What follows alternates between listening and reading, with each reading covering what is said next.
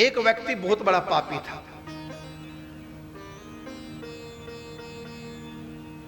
मरने के बाद स्वर्ग गया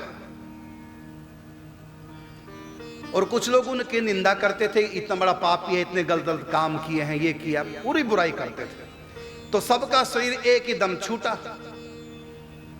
तो जो धर्मात्मा थे, अच्छे लोग थे, उनको नरक ले जाया जा रहा है और जो पापी था उनको स्वर्ग। रास्ते में चौराहे पे मिल गए सारे।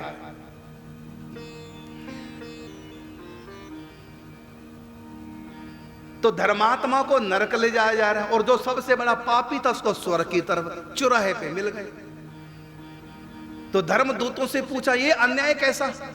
यहां भी अन्याय, गलती तो नहीं हो गई? खाता मंगाया गया, खाता जब देखा उसमें एक भी पाप नहीं था, कागज बिल्कुल साफ था, कोई पाप नहीं इसका।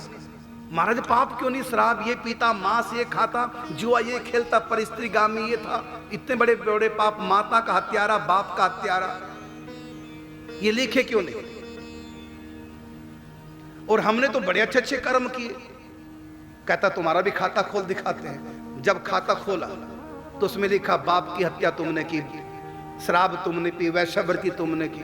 कहता झूठ, हमने तो कुछ भी नहीं किया। अरे तुमने कुछ नहीं किया, किया तो इसने था, लेकिन वो चर्चा कर करके इस पापी की सारे पाप तुमने अपने खाते में चढ़वा लिए और इसका खाता बिल्कुल नील कर दिया पाप का तुम लोगों ने, इनकी निंदा कर करके। इसलिए ये स्वर्ग जा रहा है और इसका पाप भोगने के लिए तुम नरक जा रहे हो। चलो नरक।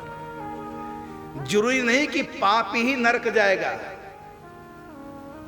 जो पाप नहीं करता लेकिन पापियों की निंदा करता है, चर्चा करता है, वो भी नरक जाएगा।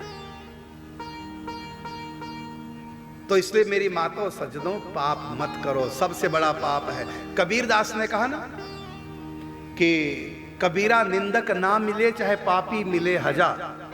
कबीरा निंदक ना मिले चाहे पापी मिले हजार। क्यों? क्योंकि एक निंदक के शीश पर कोटि पाप को बार। पापी व्यक्ति तो अपने पाप को ही सर पे ढोता है, लेकिन निंदा करने वाला हजारों के पापों को अपने सर पे लादे घूमता है। इसलिए कभी किसी की निंदा नहीं करनी चाहिए।